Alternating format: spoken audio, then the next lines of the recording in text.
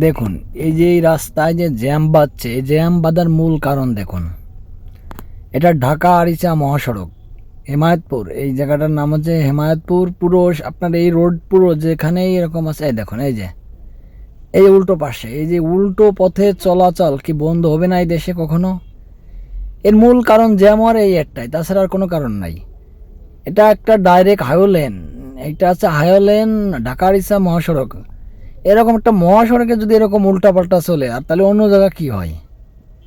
এইটা কি আমাদের, এই যে দেখুন, এই যে দেখুন, এই যে আমাদের কি মাথায় কখনো এই বুদ্ধিটা হবে না যে আমরা আর একজনের জ্যামজট সৃষ্টি করার কারণ হবো কেন?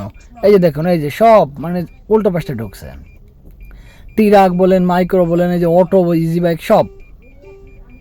কাদের কারা এদেরকে থামাবে? কারা এদেরকে থামানোর তো লোক প্রয়োজন। প্রশাসন যদি শক্ত অবস্থানে যায়, দেখবেন সব ঠিক হয়ে যাবে।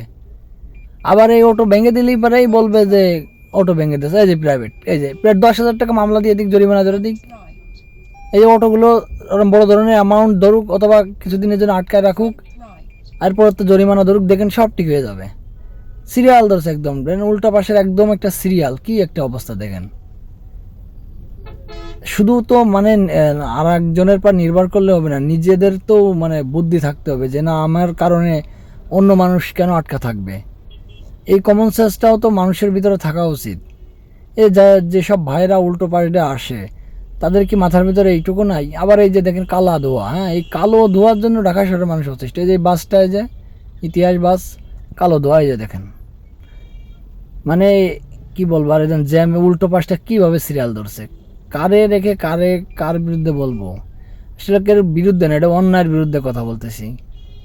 এই যে দেখুন, হাই রে বাবা, এ কী অবস্থা! হ্যাঁ আল্লাহ মাফ করে দিও। এ দেখেন সব, মানে এটার উল্টো পাশে ওরা মনে হচ্ছে এটাই ওদের প্রধান রোড, উল্টো পাশটাই বানায় নিয়েছে প্রধান রোড। এভাবে হলে তো হবে না, এটা প্রশাসনকে শক্ত ব্যবস্থা নিতে হবে।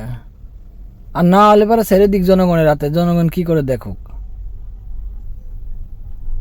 মানে মানুষের এই যে দেখেন, এই যে সেলফির মতো একটা বাস একদম রাস্তার বাইরে এসে চলে আসছে। আচ্ছা যাক, সে যাওয়ার জন্য পারাপারি করবে। এই রোডের রাজাই সেলফি, অন্যরা সব পূজা, সেটা সবাই জানে, পূজায় থাকুক সব।